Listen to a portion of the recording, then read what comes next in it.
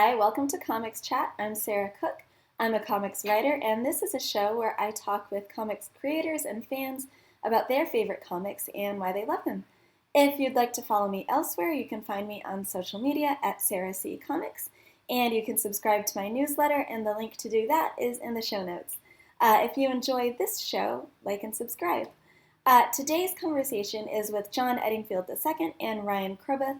They are the creators of Wurst Mayhem, which is a really fun fantasy adventure series. Very bright colors, very bold, very funny. It's live on Kickstarter. I highly recommend checking it out. We chatted about that project and also about Skullkickers by Jim Zub and Edwin Huang, which is also really funny and really interesting, just the way that they sort of implement the comedy in that series. It's not quite like any other comedy series that I've ever read, and that's something that we get into in this conversation. And John and Ryan chat a lot about Jim Zub as a writer and how he and how Skullkickers influenced their own work.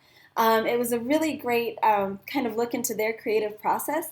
And what I really loved about this conversation beyond that is how much the two of them really genuinely seem to enjoy each other's company and seem to be really good friends, which I think is can be the basis for a really great creative collaboration and a really awesome comic, which they have created. But beyond that, I really love seeing that on a human level. And I think that was what I enjoyed most about this conversation. And I hope that you enjoy it too. Hi, welcome to Comics Chat. I'm here with Ryan Kroboth and John Edingfield, the creators of Wurst Mayhem, which is a very cool, very fun fantasy comedy series, lots of adventure. And we are going to be chatting about that and about Skullkickers as well. But let's start off with some Wurst Mayhem. If you want to give a little intro into the comic. It's all you, John. Okay. Well, so the tagline for this issue is two strangers bound by a curse must work together to pay off a debt. And really, that's the gist of it. That's the whole story. And thanks for coming. See you later. Nothing else happens. Yeah. That's it. Yeah, so it is a fantasy, a caustic fantasy adventure story. Kind of like a buddy cop type, those type of, but more. It's full of a lot of bad language and a lot of, nice. Exactly how you'd like to talk, which you can't. Yeah. Yeah. And so this is number one that you've got the Kickstarter going for. How is it to be launching a new series? It's awesome. I think Ryan will agree. I mean, we funded in the first 15 hours, which was that's exciting. Wow, that's awesome. And we weren't asking for a lot, but we weren't asking for a little. I mean, the goal was $5,000, and we're at like 5730 right now. Wow. So yeah, so it's been pretty nice. We still have 10 days to go. Ryan and I have worked together on a lot of different stuff over the last 10 years. And then we were kind of sitting and thinking what my next project was going to be. He was in the middle of coloring some comics because he does a lot of coloring because he's just an amazing colorist. Mm-hmm. And I did these little scribbles of these dragons, just really one little dragon sleeping in a bassinet. And he's like, well, there's your series right there. And kind of then went off from there. That's very cool. And awesome to have funded so fast. Another series, your series Rancidville, yes. You let me use as a digital reward for yes. Backers for the first issue of No Spell Lasts Forever, which was very cool. Thank you for that. Oh, you're very welcome. And I kind of get similar vibes, I think. Rancidville is more kind of YA-ish, but I kind of get similar vibes as far as the comedy and the adventure. Are those kind of, I guess, themes that you sort of like to run through series that have different contexts? Yeah, so like a lot of creative people, I have a lot of baggage in my life, and I think I think That's humor an is understatement. Ryan has a little bit as well, and like steamer trunks full. But we I think humor is the avenue that I use to cope with things, and I really like writing that type of story.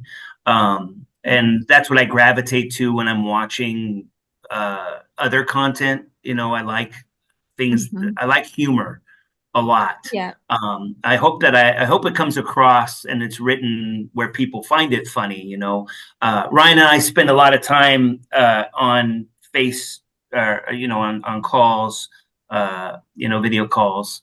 And most of the time we just try to crack each other up. And when we do, that becomes part of the story. We come up with the most inane things that these characters can do, and we're like, yes, that's the next bit, and we kind of write it down. And I don't think I've laughed as much over the last year than in my entire life. I mean, the last year has just been constant. Oh, that's awesome. Constant joy. Yeah, it's been amazing. That's pretty much how we knew that we were gonna create this series, is like when we were just sitting there connecting the dots, like you said, like just completely random images. And like I don't think we've known each other for a long time, and we had literally never laughed that hard in the entire time we've known each other. And we're That's like, such a cool experience. yeah, we're like, this has to be a thing. Like, if even a partial amount of the amount of fun that we have making this comes through in the final product for people to read it, like, we've done our job. Oh, that's so cool. And that's I think that you can really tell when those authentic moments that are really based on things that you've lived, or things that you have found funny in your own life, that it comes through, and I think it resonates in a deeper way. You kind of have that authenticity.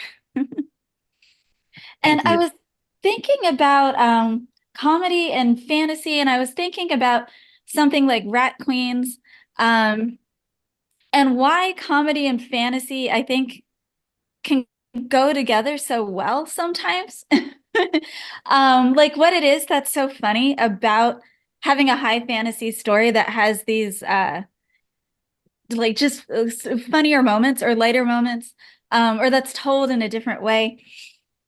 And I feel like it's such a kind of subversion of the trope. Like fantasy is such a serious genre. A lot of like it takes itself so seriously. Something like Lord of the Rings, it's so heavy all the time.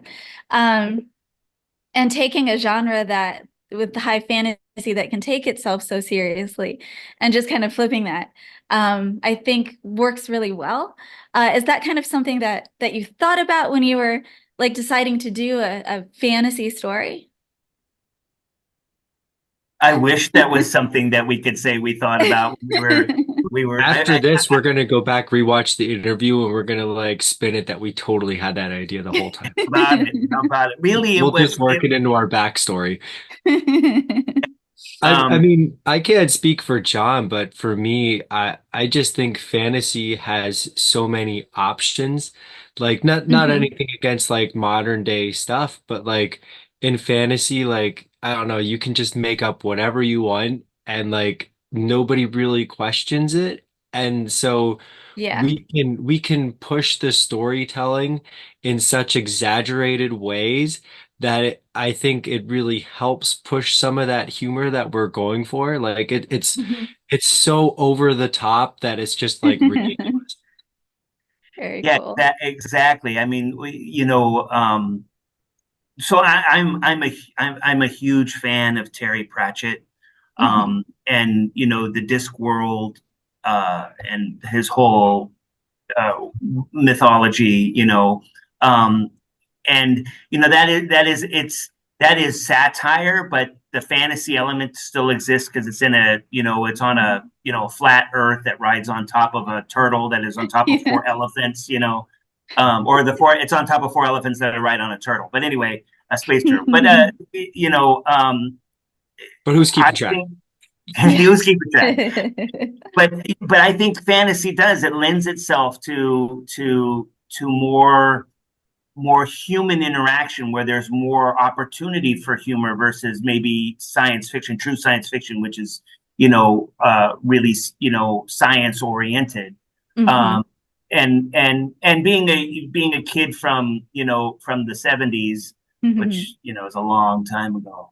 Um, and being in sixth grade when Dungeons and Dragons came out, and playing that with my buddies, and that's kind of, and then Ryan, we just sat and tried to figure out if two friends were having, or a group of friends were having a campaign and they were doing the stupidest shit that you could think of, how would we do that, and can we make a story out of it? And that's kind of where we're at.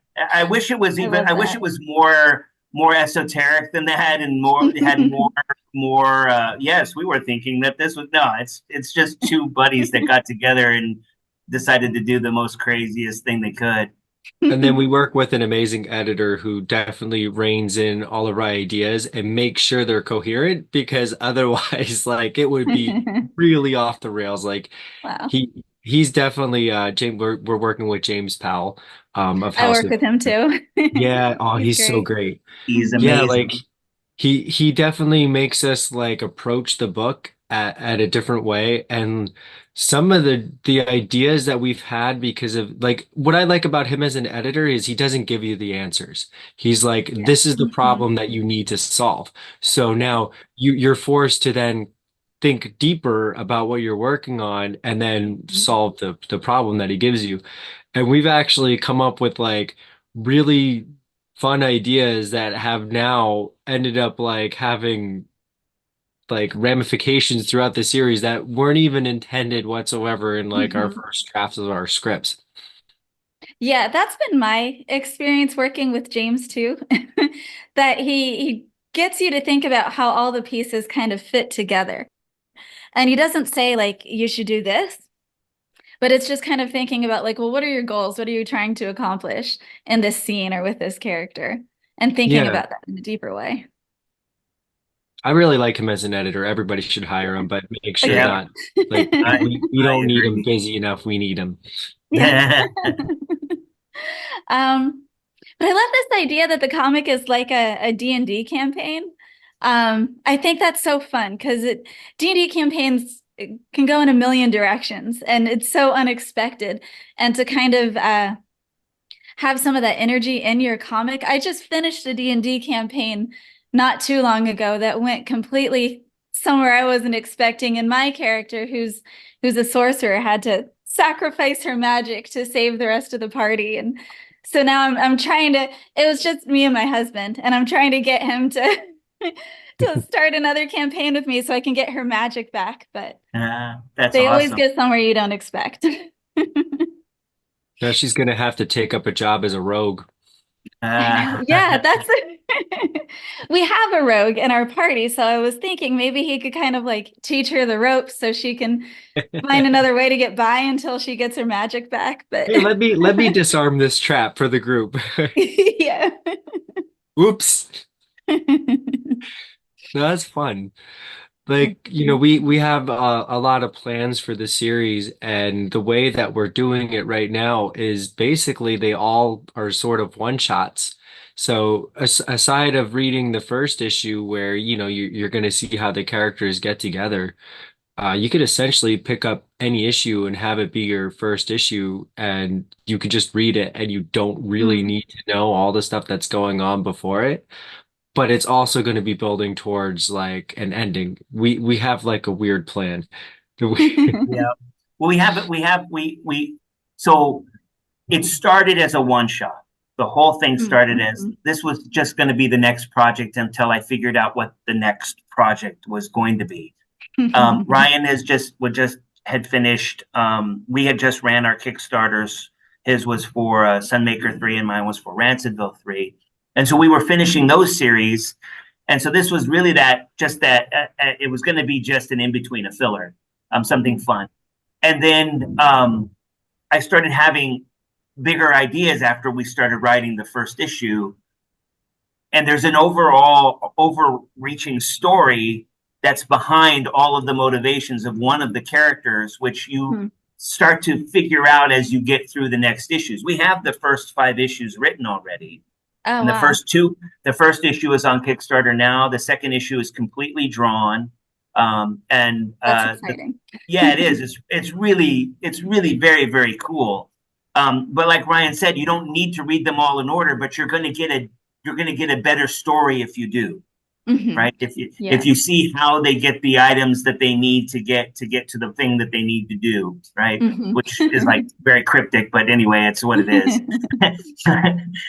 and then Ryan actually so we can stop the series whenever we want, but Ryan already wrote the actual end of the series, which is phenomenal. It was just inspired, and so now we know what we're working towards.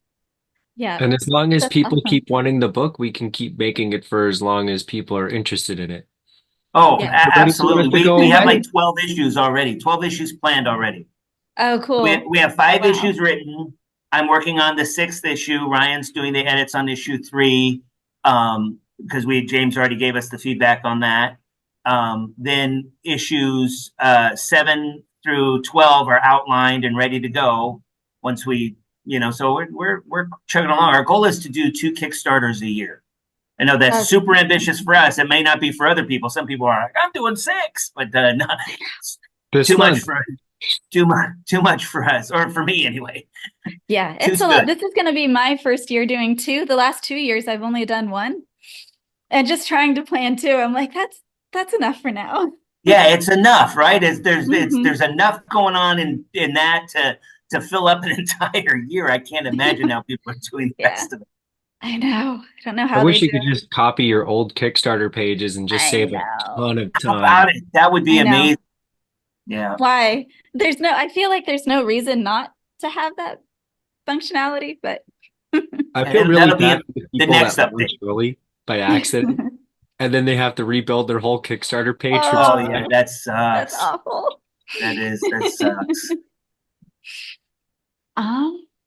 So when is your next Kickstarter then? If we don't mind breaking the Oh yeah. So it's gonna be For No Spell Lasts Forever #3, and we're shooting for May. Nice. Yeah, it's exciting. Yeah. We've got I'm hoping to get the pre-launch page up in around beginning of April, hopefully. So that'll be coming soon. Yeah, time flies, doesn't it? I know. I can't believe it's already halfway through March. Your campaign is going to be live before you know it. How about if you hit stop for this interview and it's already time to hit start for the campaign launch. And there's still so much to do before. Right? Yeah. It never ends. It never ends. It never ends. It just goes on and on forever. Nice.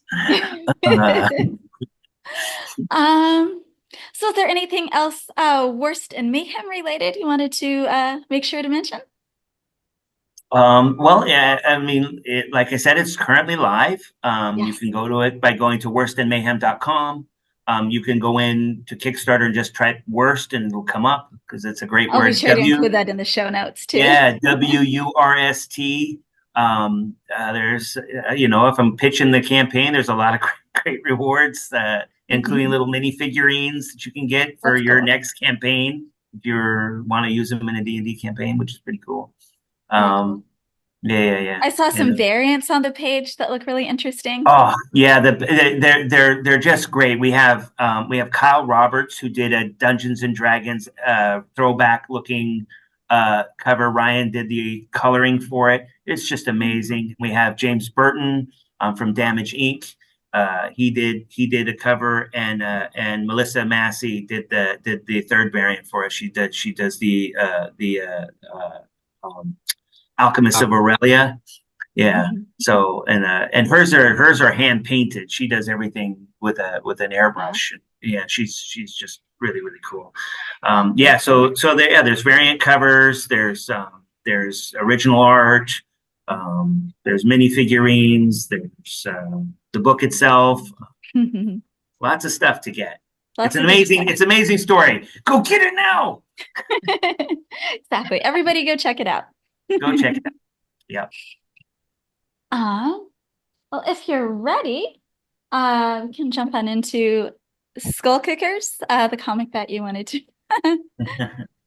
I don't have mine here because I am at work. If you hear some construction going on, I'm sorry about the drilling. I can't help that. That's as long as you don't have a fire alarm go off. exactly. They're just drilling something outside. I don't know what they're doing, but anyway. My dog is in here with me, so he might start making some noise at some point. Sweet. That's great. That's just friends talking. It's all right. Yeah. So what is it that I guess that first kind of drew you into Skullkickers? What is it that you enjoy about it the most? The humor. Yeah, agreed. Yeah, it's and Jim's writing is just phenomenal. I mean, he's got an amazing ability for beats. The beats on the page are just top notch. Yeah, something to aspire to. Yeah. And the humor and just the way the humor comes across, because it's not just that it's funny, but it's such a kind of unique way that he presents a lot of, like, it'll be in captions or like in the sound effects will be the joke. And it's really interesting how he does that. Yeah. And the dynamic of the characters, and that's kind of something that we tried to do with our characters a little bit, not the same style, but the way the dwarf and the guy interact with each other. You know, they're friends, but their relationship is somewhat contentious. You know, and that's I'm always drawn to those types of stories anyway, where there's a team, but they're not always gelling, but they're always in each other's corner. You know. Yeah. But and it was like actually unintentional that it ended up being very similar. Oh, absolutely.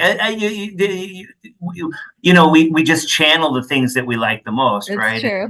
Yeah. Yeah, so like when I know that the humor is a big thing for me, but I know you had mentioned before, Sarah, too, about like Comics Launch, like, and finding Comics Launch was like a big thing of how you learned how to start making comics. And back then it was like Comix Tribe was like one of the big things, and then you kind of learned stuff through Jason Brubaker and you learned stuff through Jim Zub. So I actually kept reading about like Jim Zub's breakdowns of comics on his website. And he continued to talk about, like, you know, the Skullkickers thing, and he's like, you know, this is where I'm finally breaking even, and like this is how you have to present your stuff. So like I was reading these articles for a long time before I finally was like, okay, like let me just go check this out. I think I bought like maybe issue like 18 or something like that, like in the middle of the run.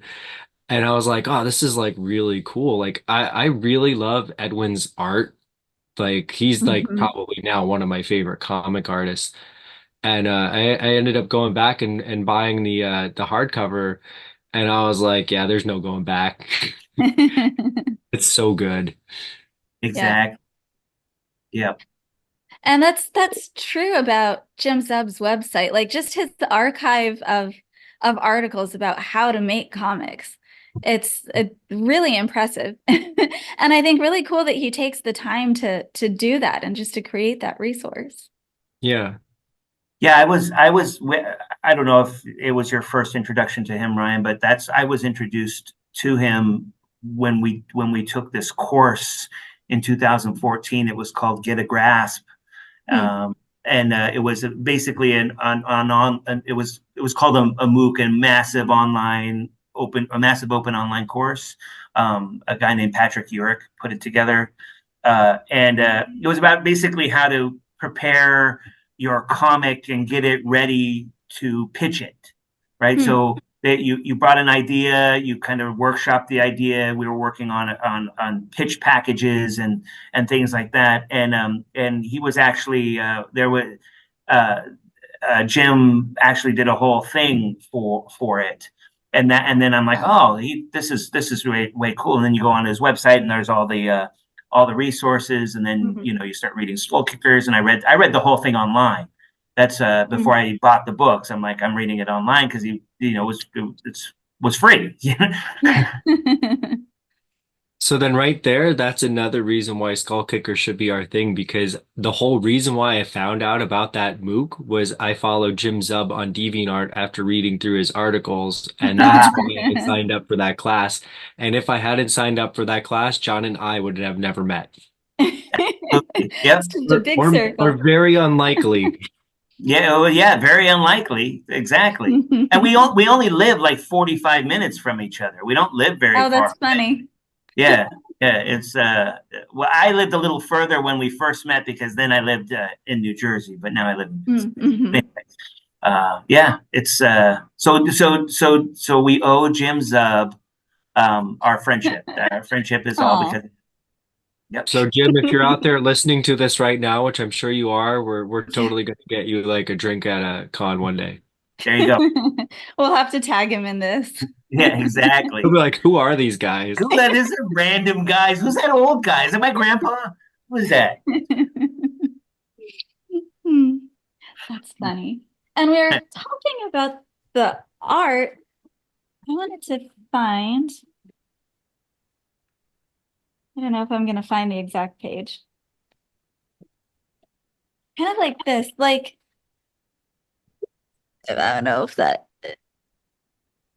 I just feel like I don't know, the style and the colors, and it feels like high fantasy and sort of epic fantasy, which you want it to feel like, but also it feels like a comedy. And I think that's a hard kind of art style to capture, to kind of get both of those. But it really feels like that when you're looking at the pages. Yeah. Right. Yeah, yeah. No, I agree. The art in it is amazing. And the Mhm. coloring in it is the colors are Yeah. just it's just awesome. Have you That ever that seen the actual like line art, and then where Mitzi has the pages on her like DeviantArt, like Mm. what she brings to the art is just mind blowing. Wow. yeah, To look that up. nice. It's also really neat that I don't know if a lot of people know it, but Jim Zub is an artist too. And when he had first started working on the book with Edwin, um, Edwin was in his like class, and it was like he ended Oh, up doing wow. it for like his like a student thing, like to turn it in as like a project for the class. Hmm. And Jim would actually give him art critiques. And so Wow. like Edwin was like he already said that he was like a super talented artist. But like Jim, kind of fixed some stuff with like storytelling and like other things and like Mhm. presented different stuff. And like, by working together, like he actually kind of coached him. And Hmm. after a while, it was like, he didn't need to be continuing to give him like those feedbacks. Like he would just write what he was writing, and like Edwin would turn in like stuff that was just mind blowing. So it's kind Wow. of cool. That's really cool. Um, it's kind of like how like James Tynan was a student of Scott Snyder.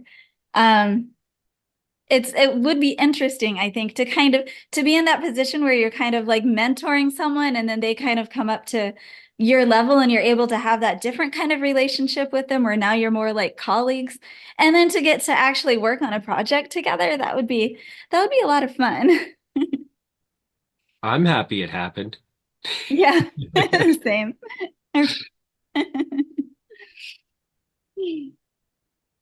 So I've checked this out from the library, the first volume. Um, but I'm excited to get more into it because I think it's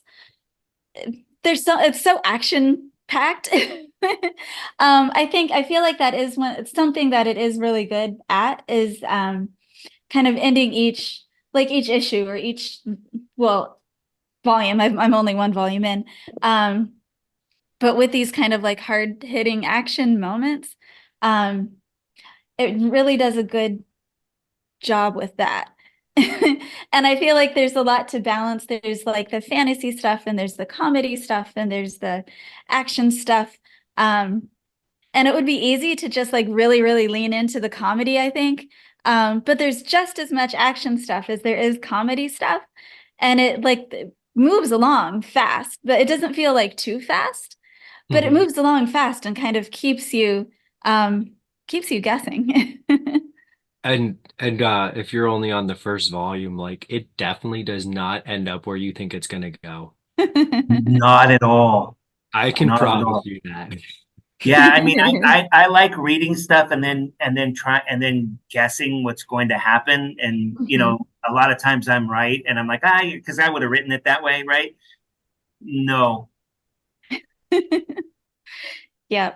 I think that's a sign of a talented writer when you can pull off an unexpected ending, but it still feels like it fits. Absolutely. Yeah, we're not that, but we'll be there soon. Very cool. So is there anything else about it that I guess really stands out for you, or anything about it that influences you? Well, there's a lot of influences.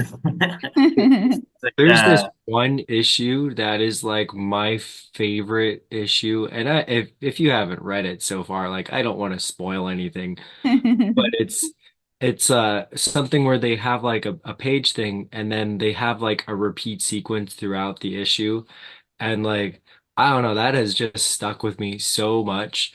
And I was talking with John, and I'm like, when we're coming up to like was it issue 5? I was like, yeah, like let's do like a nod to like the Skullkickers thing. Like it was like the idea, it works out, and it's been like one of the most influential. Like I think about that thing all the time. Like so, like when something sticks in your head like that, like Yeah. it was good. And once you finish reading the book, I'll tell you what it is if you won't figure it out, but I'm sure you will. It's very obvious. Yeah, I think it's so cool when you find a comic that just does something different with the medium that you've never seen before. And then it Yeah. just kind of sticks with you and you're like, oh, like I could be doing all of these like really different things with my stories. There's so much comics. It's such an interesting medium. There is so much that you can do. And when you see something that's just so different like that, it really hits you sometimes. And it just like it does, it sticks with you.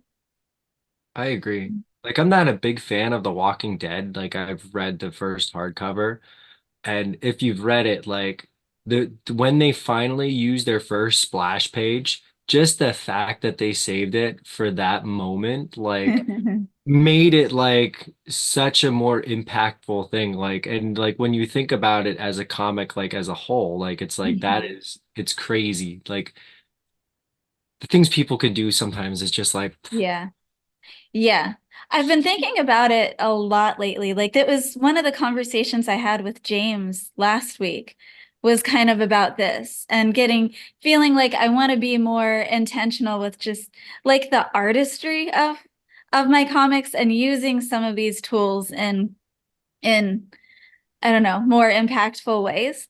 Because I think that it's like when you're able to do that, to not just like tell a good story, but use the whole sort of toolkit of comics in that way, then that's just like leveling up. That's a different level. I've been thinking about that a lot lately, trying to kind of do that, like branch out more a little bit, I guess, and how I kind of use some of the tools of comics. and it's gonna be cool to see how that plays out. Hopefully. Hopefully it'll all come together. We'll see. And then in a couple years, you're gonna be like on to the next thing. Yeah. Aren't you in this the sci-fi anthology thing too? Aren't you doing something Yeah. with that? Yeah. Yeah, with lesser known comics. I have a sci-fi series that I'm launching with them next year. And this summer I'm editing an anthology. That's my second Kickstarter this year I is gotcha. for that anthology. Yeah. Yeah. That's Okay. exciting. Yeah, It is. that's I've something never that edited one before.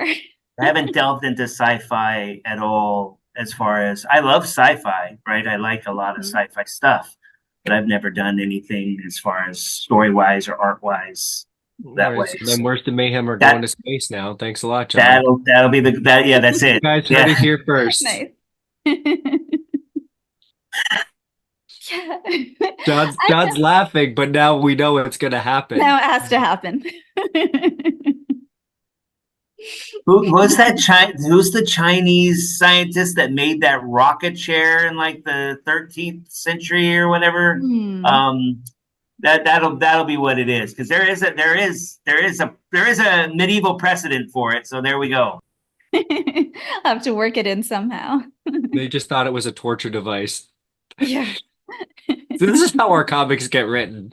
It's a good That's process. exactly how our comics are written. You laugh. This is gonna be a thing now. Just a complete genre change halfway through the series.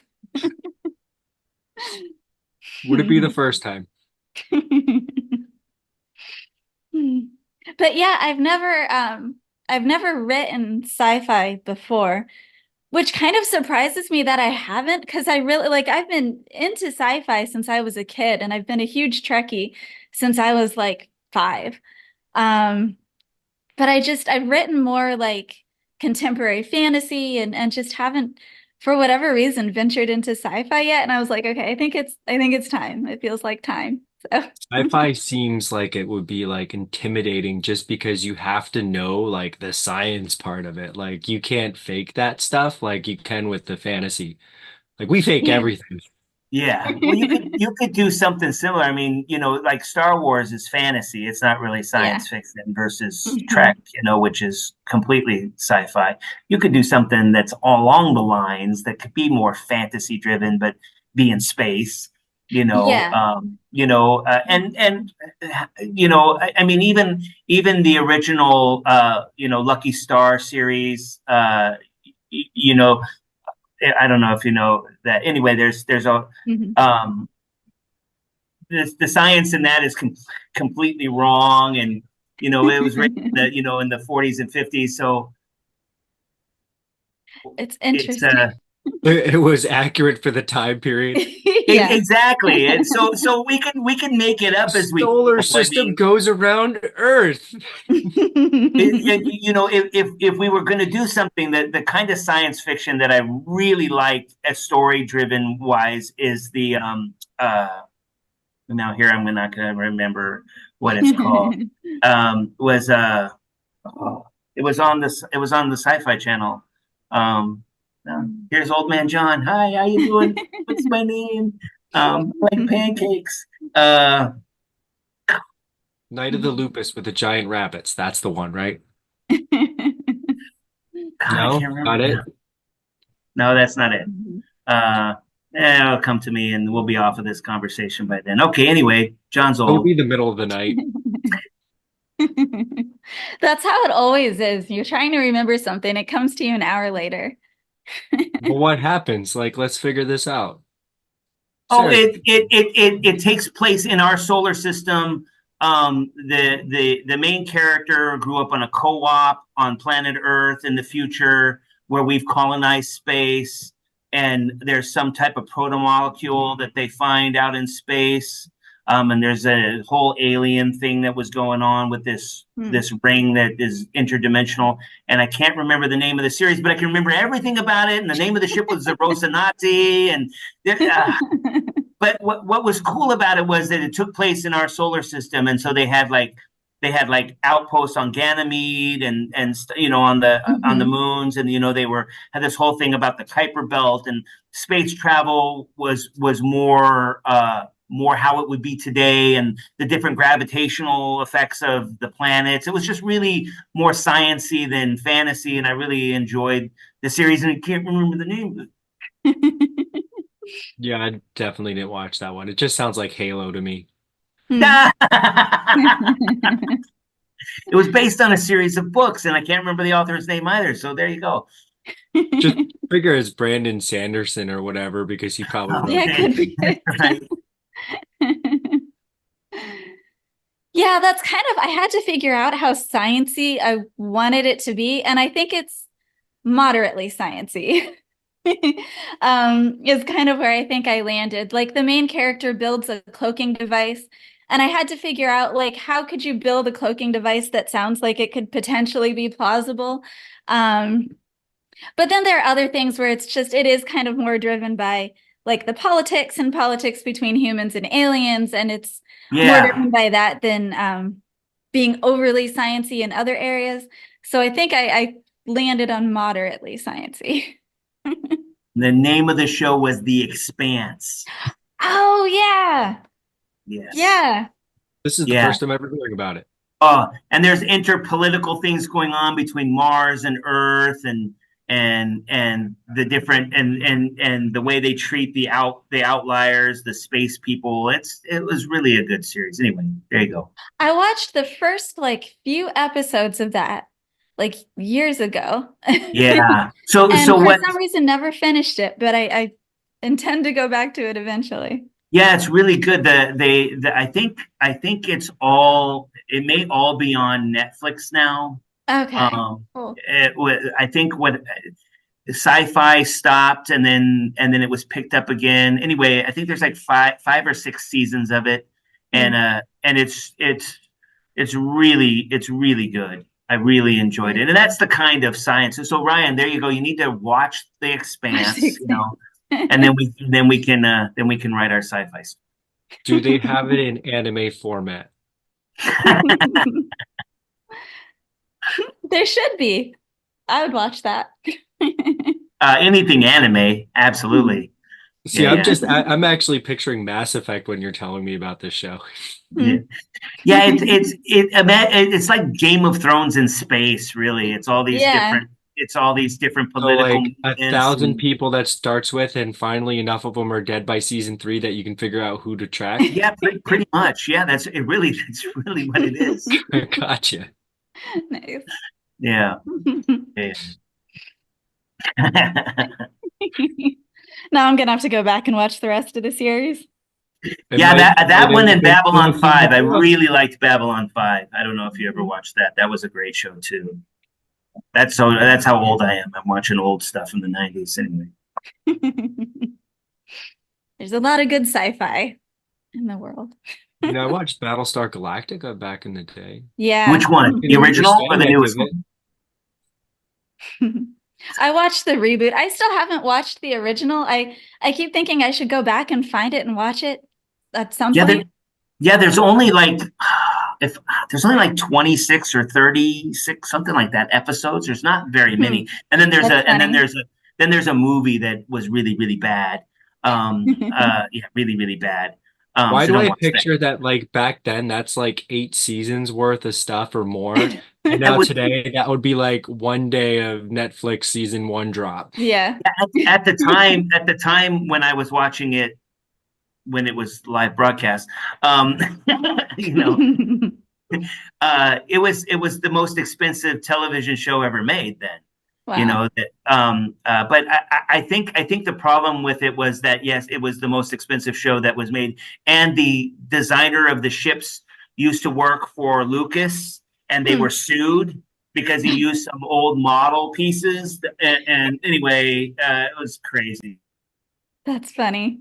Yeah, but we got this drilling going on. It was really, really ahead of its time. The characters in it were great. Nothing like the reboot. The reboot, I really enjoyed the reboot. Let's just put it that way. I mean, I liked their faster than light system. Their was FLG drive or whatever. Where they're calculating stuff by hand, trying to jump from spot to spot in space, and it was cool. Anyway. And now people can't even figure out change when you go to Wawa. How about it? Just take $1 back. But both of those, I mean, it's the same thing.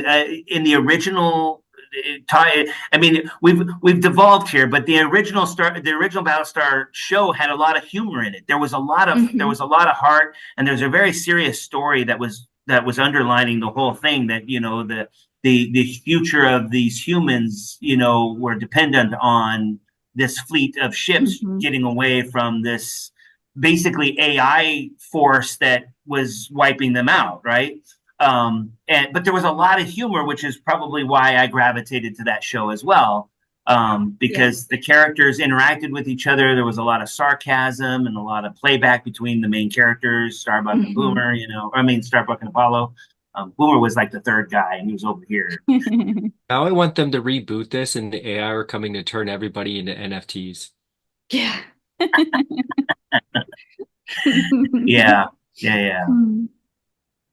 But yeah, I agree about the humor in it. And like Star Trek was the same way.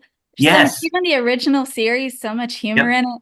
Oh, and yeah. then like Next Generation, you've got them dressing up as like Robin Hood and oh yeah, well that was phenomenal, right? The introduction of the holodeck was just the best part of that show, right? Yeah. And the interaction of the characters, having a Klingon on board, you know, and showing that, you know, they've moved past the original series, you know, racism that was still present at the time, but then they still figure out that it's still present in the future. It was groundbreaking. It was a great show. Yeah. I still watch it. Like I just have never stopped watching it over and over.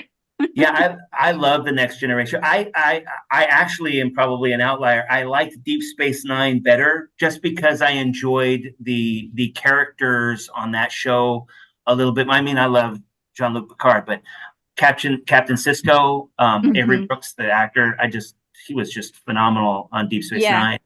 You know, and you know, and then I always hoped that Chakotay would kill Janeway on Voyager and become captain, but that didn't happen. So, you know, because I wasn't a fan of Kate Mulgrew, even though I watched the whole show. I just wasn't a fan of her as an actress. But the show was phenomenal. You know, It's funny with Deep Space Nine. I feel like rewatching both series as an adult, I think I like the writing and like some points better in Deep Space Nine. But the Next Generation was like my original Trek, so it holds a special place in my heart. Right. Yeah. No, it's both. It wouldn't exist without the other, and the crossovers between, and then Worf going to DS9. You know, that was always a big thing. You know, was really good. But yeah, again, even that was more serious, but the humor that was juxtaposed in there, you know, was great. I mean, the writing on that show was just top notch. Yeah, and there was a lot of humor on that one too. I love when you can kind of put humor into more serious storylines. Like, I remember Scott Snyder saying something about how one of his favorite lines that he wrote was when Jim Gordon is Batman and Bruce finally comes back.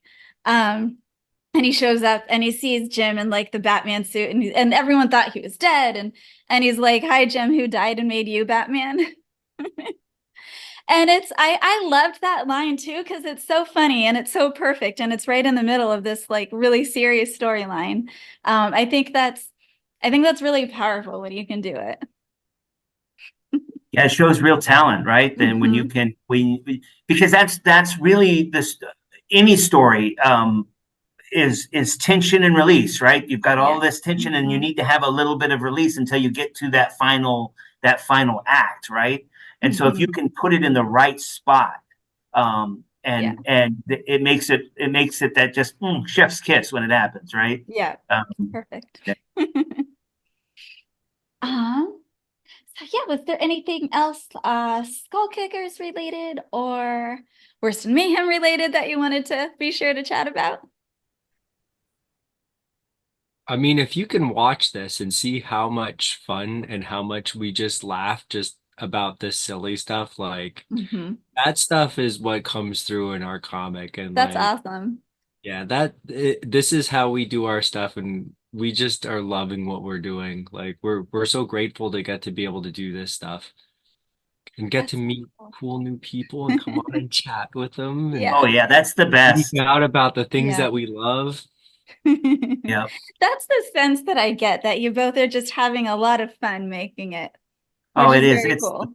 It is the best. It's how many people get to work with. I mean, Ryan is like my very best friend. How many people get to? you don't. It's just not. It's not common that you get to work with somebody Yeah. like that. And we have the same sensibilities in a lot of things, but we're just far enough apart age-wise. We're about 10 years apart, where some of the things I've seen are different than some of the things he's seen.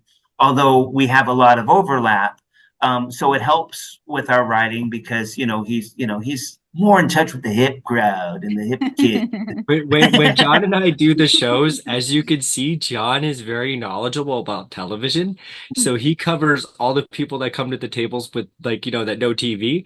And I'm more into the video games. So I Yeah. get to cover all the people that come up to the table that are like wearing video game related stuff. It's a good Absolutely. combination. Yeah, With our yeah, powers combined. yeah. That's right. Yes.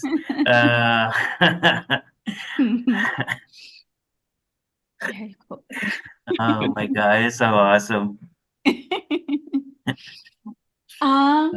that's So it. when Hey, is the last day of the campaign? March 29th. Okay.